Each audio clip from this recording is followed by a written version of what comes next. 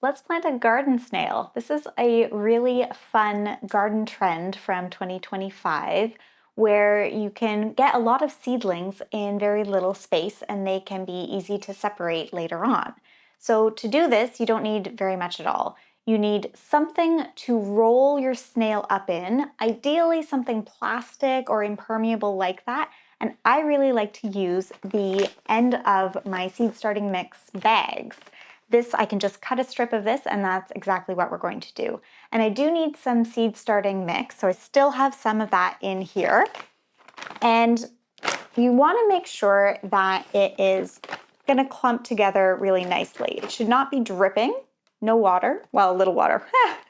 A little water if I really squeeze, but it's making a nice clump.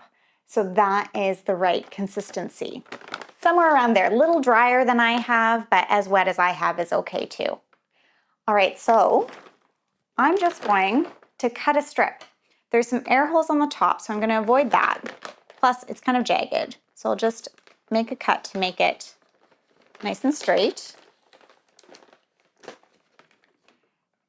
And now, if it's too narrow, then your roots actually can't get very long. You want to give some space so that these roots can be well established when you unroll your snail later on. So I'm going to go about this far down.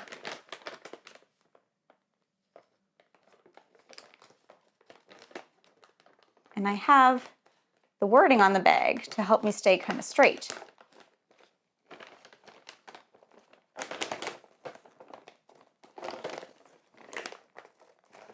Kind of straight, you know. Okay, so here's my strip.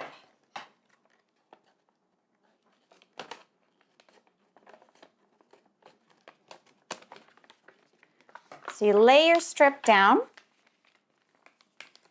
and then you just put your soil in the middle. And you want it to pad up like that.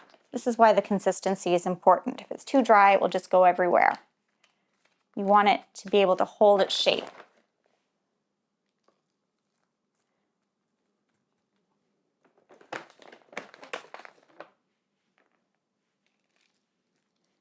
And I'm going to come back and make this just a little bit longer as well. I find it's better to start in the middle.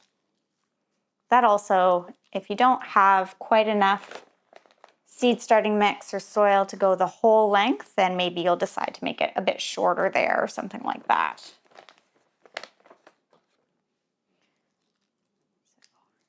Down to the edge here. Now I'm just going to make sure that it goes closer to the edges at this end.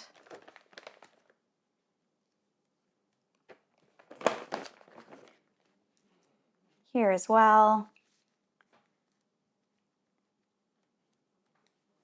And this is probably about a 1/2 inch thick.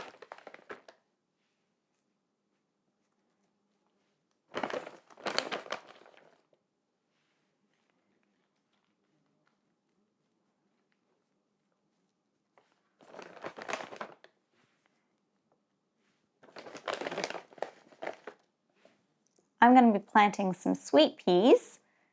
I have some that I saved from Paula's garden with permission, and some that my friend Jane gave to me. So we'll see how they do. There we go.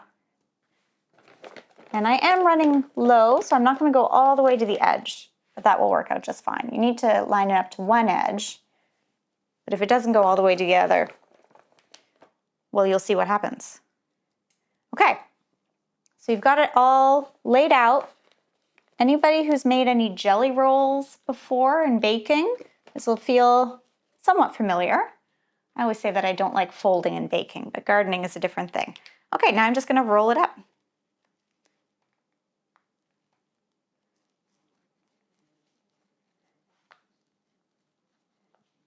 And when you're rolling, trying not to squeeze all the seed starting mix out of it. You want it to stay in as much as it will.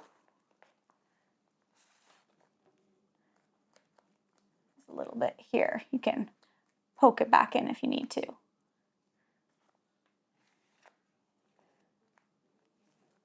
And then there, that'll just fill it there.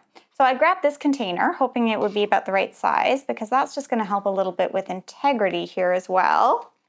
And there it goes. And then you can use an elastic band as well. So here is my snail. And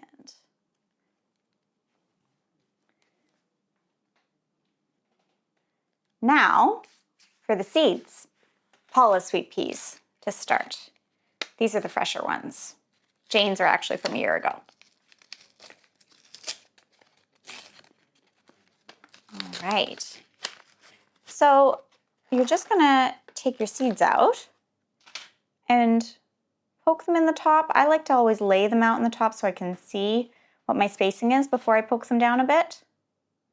Oh, especially if they to sit next to each other like that.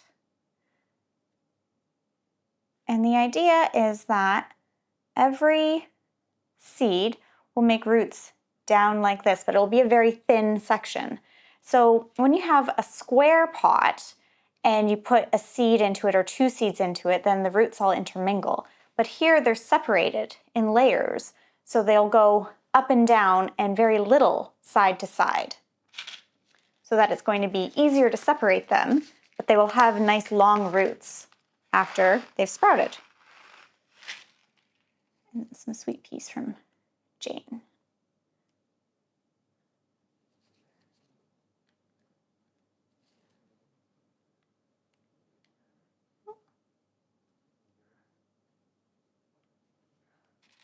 There. So can poke them down a bit. Make sure that they're nestled in just as you would in any other little pellet for if you use the coir pellets or if you plant in soil blocking, same sort of thing. Most seeds you want to put somewhere around twice to maybe 3 times the depth as the size of the seed. So if your seed is very, very small, then it's very close to the surface that you want it to go.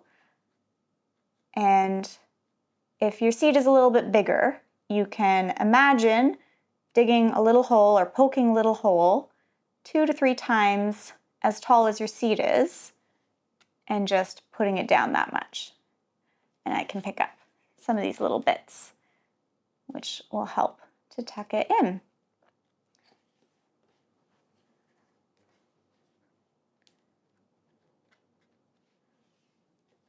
So now I'm going to keep it evenly moist. There is a drainage hole on my little, there's a drainage hole on my little container I have here.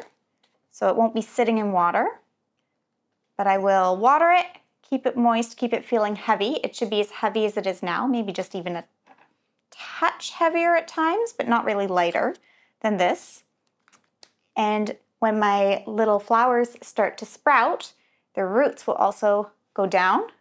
And then when it's time, you just unroll your jelly roll and you tease out your seedlings. So, welcome to 2025 Garden Trends. I hope this one works out well for you, and however your garden grows, keep growing as a gardener.